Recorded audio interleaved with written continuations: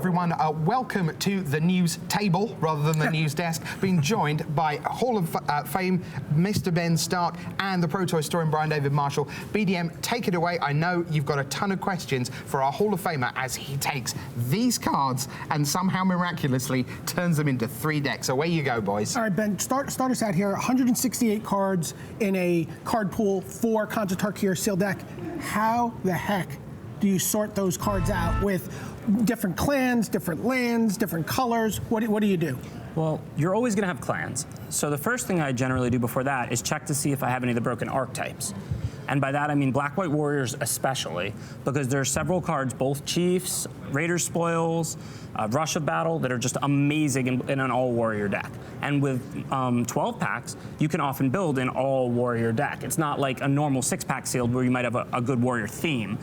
With 12 packs, you can play 10, 12, 15 warriors and have a truly broken deck. And then do you have a lot of, is that kind of a tokeny deck in general? I mean, are you looking for cards like Take Up Arms? And those cards are definitely good. They definitely fit the theme well. But the key cards you're really looking for are both chiefs of the Edge and Scale, Raider Spoils, and Rush of Battle. And then also a little bit less keyworded archetype, but still definitely an archetype deck, a deck that you want to look for is blue-green. All right. It's usually Timur. Oh yeah, you love blue-green, right? Yeah, it's usually Timur, but the thing is, similar to the Warriors, you're not gonna have that many 4-power guys and that many ferocious cards, Savage Punch and Force Away, in 6-pack sealed. Right. But in a 12-pack sealed, you can get some really ridiculous numbers of them and build a very good tempo deck that's really tough to compete with. So does Team Sealed exist somewhere between normal limited and like block constructed? Exactly. Is it somewhere in the middle? Exactly, somewhere in the middle. Like, you can come close to a block constructed deck sometimes with some of your really, really good decks. In a regular sealed, you know that you're gonna have to splash red in your blue-green. You're not gonna have a 2-color deck in 6 packs. In 12 packs, sometimes you'll have, you know, a 2-color deck. Great mana, great curve, tempo, synergy. You can really put together some decks that maybe minus 4 copies of the rares are almost block constructed. Right. You know, from my experience covering Grand Prix Nashville, which you obviously competed in, and from talking to teams here, it seemed like one of the things that people look at very quickly is what lands they have, what non-basic lands. What are you looking for in a card pool in terms of non-basic lands? Probably the most important thing in the whole format. The lands really dictate where you can go. The more lands, the better, frankly. This seems like a lot. This is about as many lands as I think we've ever seen. And we just randomly cracked this. This was not staged. We just happen to have this many lands. That's like, what, 16, 17 lands? A real quick count would tell us it is 18 lands. I've never seen a card pool with that many lands. That's amazing. So why don't you start walking us through, start breaking down how you would approach this with your teammates listening to you. Like I said, the first thing I'm going to look for is the warrior synergy. I see right on the top a Chief of the Edge. We've got a Dune Blast, not particularly for warriors, just an amazing card. Also, like maybe like a 5-color card? Right, a third archetype I didn't really mention was 4 to 5 color control, and that deck really revolves around sweepers. Dune Blast and End Hostility, the key to 4 to 5 color control. Sagu Muller. Ooh. Yeah, now that's not necessarily... I'll put this here for my deck. That's not necessarily an archetype-specific card, just an amazing card. Yeah. But like, you're happy to play that, whether you're Team or whether you're blue-green tempo, whether you're 4 or 5 color control. Right. But you know, it's such an easy card to play, being single blue and single green in a morph. This card is going to get used 100% of the time. It's going to get used even in an individual sealed almost 100% of the time because it's just so easy to splash. Yeah, Sagu Muller is one of the cards I'm always looking for. Solum, an amazing card for a black-white tokens aggressive deck also. Sorin Solemn Visitor, one of the, you know, probably one of the best mythic rares you can open. All right, but that's all we've got in the way of the Chief. So let's see if we have a Raider spoil. We do not. We do not. And we have some warriors, so if our white has a couple Rush of battles, that could still be an option. You know, we've got Disowned Ancestors, Mardu Skull Hunters, Sultai Scavenger, Krumar Bonkin. We have some warriors, but we don't have any of the super keyworded, you know, make it a block constructed deck stuff yet. Our white looks like a pretty big stack, though, so let's see what's in here. Seeker of the Way. One of the premium uncommons in the set. A great warrior. Rush of Battle, that's one of the cards we're really looking for because when all of your creatures are warriors and it's just a huge life swing. How does Mardu Hateblade factor into that deck? Is that a big card, or does that get a little worse in Team Sealed where you have so many options? He's a good creature. He's a warrior. He's very, you know, you're always going to play him. I wouldn't say he really pulls you into that deck or anything. Okay. Timely Hordemate's good in that deck because you have a lot of cheap creatures. Timely Hordemate's really good with Mardu Hateblade in particular. Mardu Horde Chief, of course, makes 2 warriors. That's one of the staples for the deck. So, I mean, we're kind of medium there. We have 1 Rush of Battle, 1 Chief of the Edge, Sorin. I would say it's likely we're going to make that deck, but not automatic. A couple feats of resistance, is that something you like in that deck? Right. Our pool is definitely capable of making that deck, and it would still be good, but it's not. We're not compelled to make it by what we have. So the next thing I want to look at is the blue-green. Wow, and it looks like a lot of blue and a lot of green cards there as well. And this deck is one of the few decks that doesn't go right to the gold cards. This is a deck that, is happy to be 2 colors. Maybe you light splash red if you have the lands to do it, which you often do. Right. So we'll take. We almost certainly do. Yeah, and the things we're mostly looking for are Savage Punch. That's probably the #1 common for that deck out of this. And then, just tempo-y stuff, Alpine Grizzlies, Hooting Mandrills, Force Away. So a quick look through the green. Our green looks strong. We have Heir of the Wilds. Hooded Hydra is a very broken rare, top 10 in the set. So 2 premium morphs in Hooded Hydra and Sagu Mauler at this point for that deck. Alpine Grizzly, Sultai Flare, these are excellent cards. These aren't cards that necessarily pull us specifically into that tempo deck. These could go in any blue-green wedge, either a Sultai, control deck, a Timor. They don't make us want to have an overly tempo-ish deck necessarily. Timor Charger, Hooting Mandrills, good green. But no Savage Punches. But 0 Savage Punches, so it's unlikely we're really focused on that tempo deck.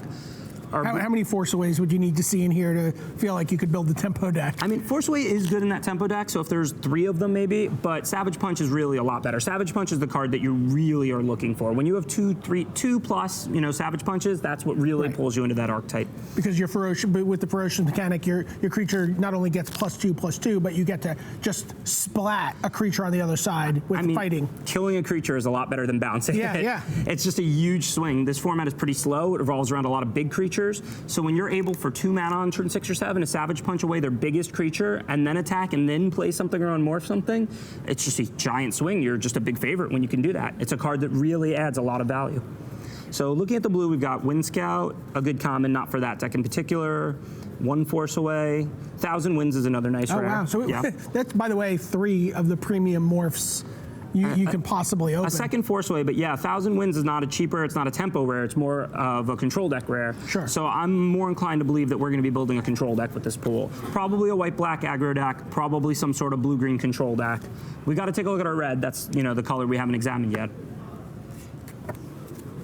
And black looks like the color we have the fewest cards of. Right, black will most likely be part of a black-white Warriors deck or something. A couple of the cards could go into a control deck, maybe not.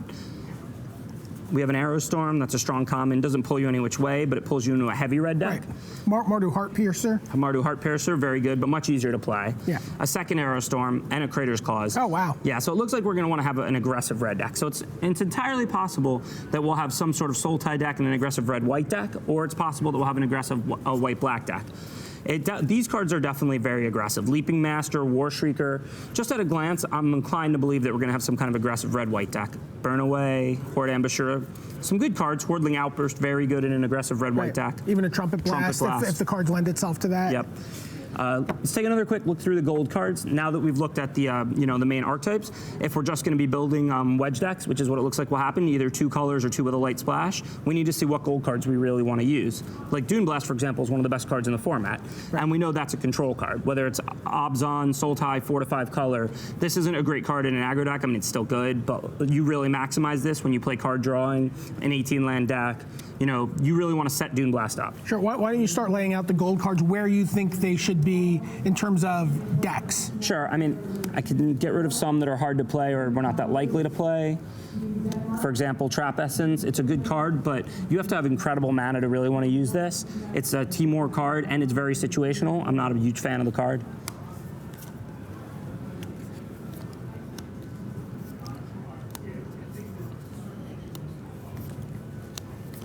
So, 2 Sultai Charms. How good is this card? Sultai Charm is good. It's not amazing. It's not a compelling reason to play Sultai, but it's a card you're probably going to play if you're Sultai.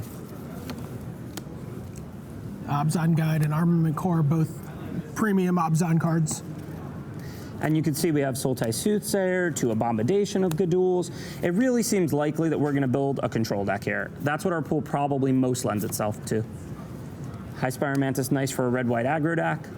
You can see we have 2 Ifrit Weaponsmith. It's very likely that we're going to play some sort of red-white aggro deck, I think, either with blue for 3 Ifrit Weaponsmith, or with black for, Sorin, Mardu Rough Rider potentially, some cards like that. We'll have to check out the lands. And then we're going to have a control deck, probably with Dune Blast and Sagu Mauler. Do you want to think about Mardu Rough Rider sort of in this row here, or do you like it more in the 4-color? Mardu Rough Rider probably in this row, yeah. Probably most likely in the white-red aggro deck. But I mean, I keep naming 2 decks, white-red aggro and control that we have, and we definitely have those, but we have to build 3 decks. So I mean, obviously I haven't used any of the blue tempo cards in that, so we'll most likely still have a blue-green tempo deck or something, but I don't think that deck's gonna be great. I think we're gonna end up with 2 very good decks and 1 kind of weak deck. So how badly do you compromise that 3rd deck when you get into that situation in a team sealed format? Like, do you just try to make sure that those other 2 decks are overwhelming favorites as best you can, and then just sort of toss that match away, or do you try to fortify, or how do you handle that? I mean, the cards really determine it. It's not like you go in with a set plan for that. Ideally, you have 3 good decks. I think it's better to have 3 good decks than 2 great decks and 1 bad deck. Okay. But, you know, our black is kind of thin. I mean, we haven't really used our black yet either, so it's definitely possible we're going to be able to build 3 solid decks. Well, why don't you take a look at the lands, and we're going to go back to Rich for a quick couple of updates from the floor as we wrap up this round. All right, thanks very much, BDM. Hi there, everyone. We'll let them carry on just for a minute, but more results coming in for you, just to pick out some of the big news for you. Malaysia 2-0 over Croatia. A lot of people thought Croatia had a terrific team this year, and we'll see how they do, but they are starting out at 0-1. Austria and Australia, hard to read, hard to say, they went against each other. Austrians with Valentin Mackel against the 4 Js, the 2 Justins and the 2 James of Australia. It is Austria who win that one 2-1. Lithuania, led by Galdenis Vidigiris, was up against Patrick Dickman's team, Germany, and Lithuania win that one. Shahar Shenhar is underway with a win for Team Israel. They were 2-1 winners over Costa Rica from South America. And we've got a very unusual result here. So the match was Chinese Taipei up against Switzerland. Do you know that could be the final? They're 2 tremendous teams. Chinese Taipei with a 1-2 punch of Su Qingguo and Huang Haoshan up against Switzerland with Nico Boni, Andres Gantz, Sam Marty and the guys.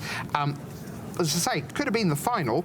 They've met in round 1, and Chinese Taipei win by the score of 1 win, no losses, and 2 draws.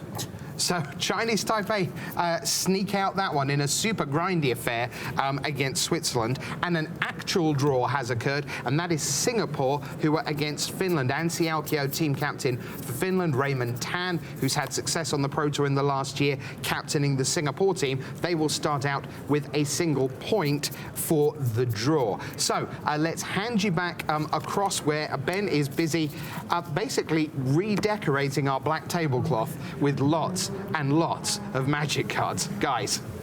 All right, thanks, Rich. So, Ben, talk to us a little bit about, maybe for players at home who haven't built a sealed pool before in general, also how you're laying these cards out in terms of the order from left to right and the 2 layers of cards you have, top and bottom. Sure. I've got the spells up top. I've got the creatures on the bottom in curve. This is just a very common way that most people lay out their drafts and sealeds. It's very important to have the right curve and enough creatures in general in limited. So that's something that I see just almost everybody, experience do. And so great way to do it. Curve meaning what you're going to cast on each turn of the game. Cards you can cast on turn 1, cards you can cast on turn 2, cards you can cast on turn 3. And even though cards like Abomination of Gadul and Abzan Guide ostensibly cost 6, you put them in the 3 pile because they're morphs, and you can play them for 3 mana. Right, and I'm pretty confident what our 3 decks are going to end up right now. This is one of them. It's, the 4-color control deck. It's got the ability to win the game with the Dune Blast. It's got a lot of ways to find the Dune Blast, which is very key when you have a card that good. Double Bitter Revelation, Sultai Soothsayer. It's good at putting cards in the graveyard with those same cards for Necropolis Fiend. So you can see this deck with Sorin, Dune Blast, Necropolis Fiend, exactly where you want to be as a control deck. Lots of late game. Abomination of Gaduls, if you're in a stalemate, huge advantage drawing cards. Abzan Guide for life gain. The Sultai Flare is excellent in this deck with all the toughness. The Disowned Ancestors provide you early blockers. This is not a broken deck, but this is a very good, solid control deck. Right, and Dune Blast, with the last creature standing being Obzon Guide, lets you crawl back into a lot of games of Magic, right? Oh yeah, Dune Blast is amazing. Obzon Guide is perfect for the deck because you want to gain life, so you can stay alive and prolong the game. Good synergy with Bitter Revelations. And how good is the mana As in you this can see, deck? it's a 4-color deck, no problem. We have 9 lands. We have a tri-land. You know, you don't want to have too many lands that come into play tap, but in your control deck, it's okay to have a little more. We've got a fetch land. I mean, this is just a wonderful deck. And we'll talk about a little bit later about how you do the mana base in a deck like that in terms of how you start counting your colored sources in a deck like that. Because, you know, while you may only play 18 lands, when I hear you talking about these decks, you'll often talk about 24 or 25 mana sources. You know, where you'll be like, and there's 9 blue sources and 8 red sources, and because of the, you know, 2 colored lands giving you counting towards both sources. Yeah, I have a nice handy trick for that for the people at home. Generally, the way I see it is an 18-land deck, you have 18 sources. Then every dual land is +1, and every tri-land is +2. So once you start to get into a 4 or 5 color deck, especially where you have all these lands, I'll just go through and count them. Like for example, in this deck, I know I'm going to play 18 lands. So I'll go through and say 18, 19, 20, 21, 22, 23, 24, 26, 27, 28. So I know I have 28 mana sources. And then I'll start counting each one and divide it up into 28. That's awesome. And that's, I mean, and I'm also referring to that. I mean, the mana in that deck is spectacular. Yes, that deck is not going to have problems with 28 mana sources, all of those dual lands. It's base black. It's going to be able to cast whatever it wants, whenever it wants. So even though you said not a super overwhelming deck, how much does the mana start to make up for that? Yeah, it helps a lot. I mean, when you want to play 4 colors, you need your mana to be really good. You can't really stumble in Team Sealed. The decks are good, you know? Yeah. It's very important that all of your decks have good mana, that you go 2 colors with a very light splash, or if you're going to play a 3 to 4 color deck, a 5 color control deck, you've got to have the lands. But, you know, as you noticed, we're land rich. Yeah. I mean, you know, some people only open 10 lands. You know, for the 3 decks combined, they're land poor. 18 is probably the most I've ever seen. Hey, absolutely. I've seen 2 pools with fewer than 18 lands combined. Yeah. So tell us about the deck we're building now. I'm very interested in what you're selling here. We're building a blue-green tempo deck. It's not what I wanted because we didn't really have the key cards for it, but it's going to be one of the decks we build. It's not going to be a great deck, but we have some powerful rares to really carry us home with Hooded Hydra and Sagu Mauler. And I mean, 1,000 Winds, not too shabby either. Right. 1,000 Winds is great too. We're going to probably light splash red because we have so many lands. There seems to be no reason not to. Is this the deck we Crater Claws in? I don't know. I feel like this deck could probably use the Critter Claws more, but I think the Critter Claws is going to add more value to the white-red aggro deck, being that's going to be an aggressive deck that's going to get their life total lower and then be able to finish them off with Critter Claws. And then I saw, you know, when you were going through, you know, looking at 4-drops in the other deck, Long Shot Squad's not a card you think about in this deck at all? It's playable. It's good with Outlast synergies, which we don't really have. I was hoping not to have to use it, but I think we actually are going to have to use it because this is only 13 creatures, and we don't have expensive creatures, as you can see. So I think Long Shot Squad is definitely going to make this main, but, you know, I was kind of hoping it wouldn't. And that's a way to also turn on Ferocious. You can spend 2 mana to Outlast this, it gets the 4, and then suddenly it turns on your Force Wave if you're digging for cards. Right, and this deck is not great, but this deck is okay. I mean, as you can see, we have late game, you know, lots of big guys to unmorph. We have a tempo game we can play if we start on 2 on the play, double Chill, double Force Wave, double Awaken the Bear. It's kind of a medium deck. I'm not excited about it, you know, but you can definitely win games when you have Sagu Mauler and Hooded Hydra, you know? And then how does the mana look for this one? It's going to come down to our lands, but we have so many of them that I just assumed it's not going to be any problem whatsoever. I mean, we have a tri-land in this one too. As you can see, the mana's pretty good, just all around. I mean, and so this is also an 18. Are all the decks 18-land decks in this format? No, not automatically. This deck could definitely be 17. If we didn't have 1,000 Winds, Hooded Hydra, and Sagu Mauler, this would almost definitely actually be a 17-land deck. As it stands, I'm probably going to make it 18 just because the last couple cards in are pretty weak anyway, and we really want to be able to unmorph those rares. And so 19, 20, 21, 22, 23, 24. You got it. All right. And with 24, you could play 888, so you've got tons of sources for everything. We're not going to do that, obviously. Red's a light splash. But you don't really need more than 9 of your main colors. So most likely, that's what we'll do, 996. So you want to have 6 red sources, is what that means. And so with this, and this, you're only going to need 2 mountains. 2 mountains. Yeah, and it's really more like you want to have 9 blue and 9 green, and you'll just take 6 red. That's great. Okay. Well, you wrap this deck up. We're going to send it back to Rich. He's got some more updates and maybe a little bit of information about what we're going to see next round.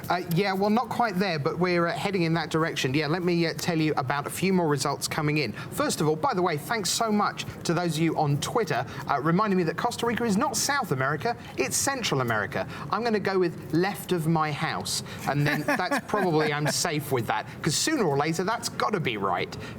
The world's, yeah, I think that's true. Anyway, thanks very much for joining us there. Costa Rica fans, I'm afraid you still lost to Israel 2-1. Some more results coming in. Denmark, now they're a decent team. They've got one of the youngest captains in Martin Muller. He's still, I think, 17, 18 now. He's got Thomas Enervoldsen, a Grand Prix winner with a ton of experience behind him. Simon Nielsen is a terrific regular on the European scene. They are a decent team. They were up against England. Fabrizio and Terry, David Inglis, Ricardo Reala amongst that team. And England did not win that one. Denmark advanced to 1-0 here. Also winning are the Netherlands. That's Frank Karsten leading that squad. And he is quietly very confident. They don't necessarily have fantastic numbers, the Netherlands, in terms of Pro Tour experience. But certainly Frank Karsten really likes his team. And he is not someone given to hyperbole. And he's been on some of the best teams in Magic history. So watch out for the Netherlands. They are winners in round 1. That means Team Scotland go down to 0-1. And then a huge result and a terrific one with World Cup look-backs. We had Thailand of Lars Dam up against Yuya Watanabe's Japan squad. And I can tell you, Lars Dam has led the Thai team to victory over Japan. Japan looked to have a pretty decent squad this time around. Not household names. Toshio Kanagawa, not someone you would necessarily know too much about, but we think that Japan will be in the mix this weekend. Not in round 1, Thailand are victorious there. So we're going to go back to the guys. We've got one more deck to show you, and we're heading towards our feature match. So Ben, BDM, what's deck 3 going to look like? Okay, so you were thinking this might be Mardu, but when you've looked through and gone through the cards, you've left the Mardu Rough Rider on the side, and you've picked up the Efreet Weapon Masters and gone Jeskai. I wanted this deck to have really good mana because it's got a lot of cheap drops. It's a very aggressive deck.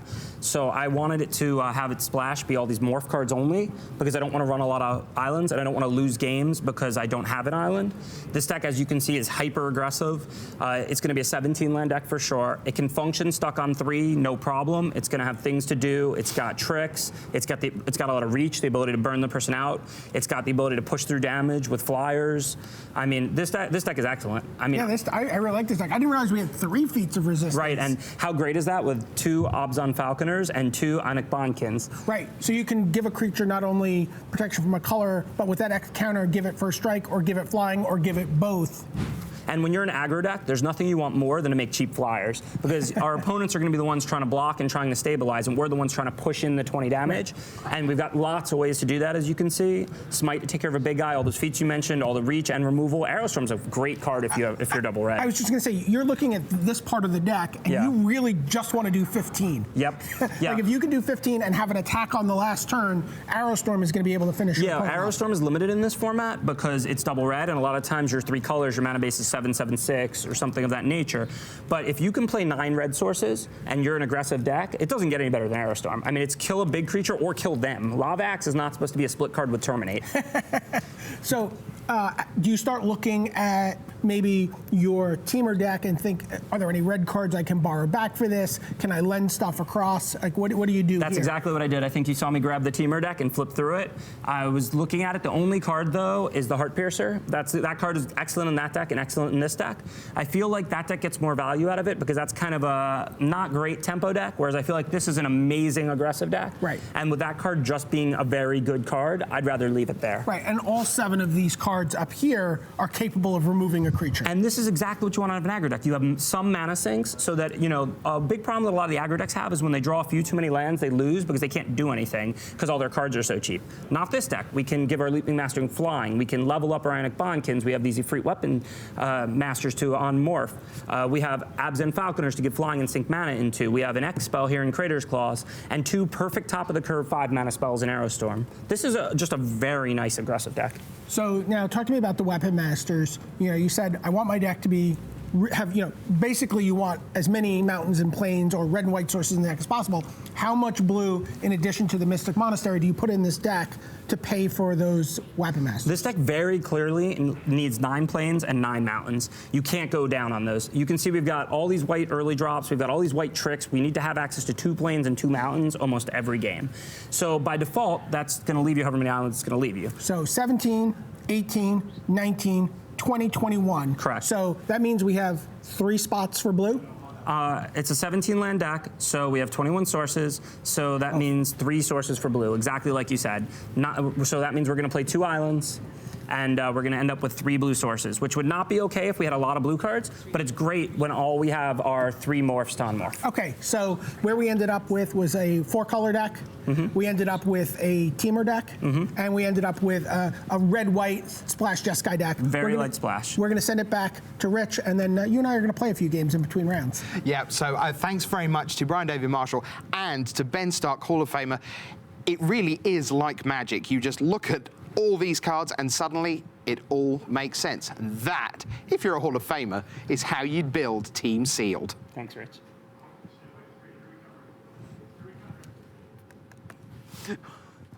Okay.